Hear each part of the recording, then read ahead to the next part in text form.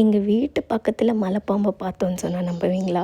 உண்மையாக தாங்க. மலைப்பாம்பு சைஸில் ஒன்று படுத்திருக்கே, என்னடா அது அப்படின்னு சொல்லி நாங்கள் ஜூம் பண்ணி பார்த்தோன்னே தான் தெரிஞ்சிச்சு. அது ஆக்சுவலி மலைப்பாம்பு கிடையாது, அது கண்ணாடி விரியன் அப்படின்ட்டு.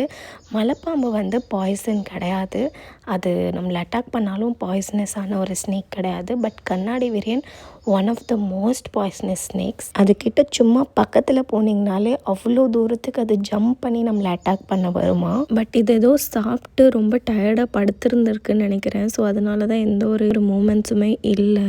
நாங்கள் உடனே ஃபயர் ஸ்டேஷனுக்கு ஃபோன் பண்ணி அவங்கள வர சொல்லிட்டோம். அவங்க நெத்திமேட்லேருந்து இங்கே வரத்துக்குள்ளே அந்த பாம்பு இருக்கிற இடமே தெரியாமல் போயிடுச்சு, உள்ளே போயிடுச்சு.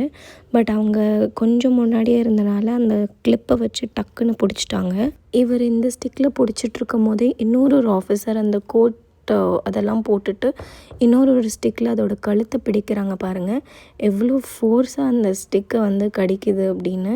இது கடிச்சிச்சு அப்படின்னா அந்த இடமே வந்து நம்மளுக்கு பேரலைஸ் ஆகிடுமா, அந்த இடமே வந்து செயல்படாமல் போயிடுமா. அந்த பாய்சன் நம்ம பிளட்டோட கலக்க ஒரு 1 hour 30 minutes, மேக்ஸிமம் 30 minutes தான் ஆகுமா. அதுக்குள்ளே நீங்கள் ஹாஸ்பிட்டல் போயிட்டிங்கன்னா அதை க்யூர் பண்ணுறதுக்கான சான்ஸ் இருக்குது. அப்படி இல்லை அப்படின்னா ரொம்ப ரொம்ப டேஞ்சரஸ், ரொம்ப ரொம்ப கிரிட்டிக்கல். மலைப்பாம்புன்னு நினச்சி பக்கத்தில் போய் கை வச்சிடாதீங்க. ஏன்னா மலைப்பாம்பும் இதுவும் ஒரே மாதிரி தான் இருக்குது. பட் இது கண்ணாடி விரியன்.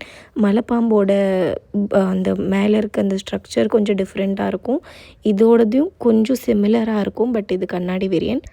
அதை எடுத்து சாக்கு பையில் போடலாம் அப்படின்னு சொல்லி எடுத்தாங்க. பட் அதோடய வெயிட் தாங்காமல் அவங்களே கீழே வச்சுட்டாங்க.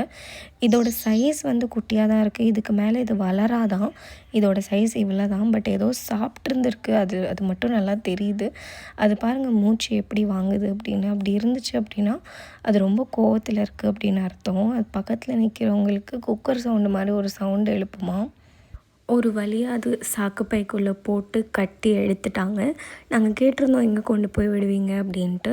அவங்க சொல்லியிருந்தாங்க இந்த மாதிரி ஃபாரஸ்ட் டிபார்ட்மெண்ட் கிட்ட நாங்கள் ஹேண்ட் ஓவர் பண்ணிவிடுவோம் அப்படின்னு. இந்த வண்டி தான் வந்திருந்தது. அப்புறம் இந்த ஆஃபீஸர் தான் இன்சார்ஜ் எடுத்து நம்மளுக்காக வந்திருந்தாங்க. உங்களுக்கும் இதே மாதிரி புதுசாக எதாவது எக்ஸ்பீரியன்ஸ் இருந்தால் ஷேர் பண்ணுங்கள். பாய்.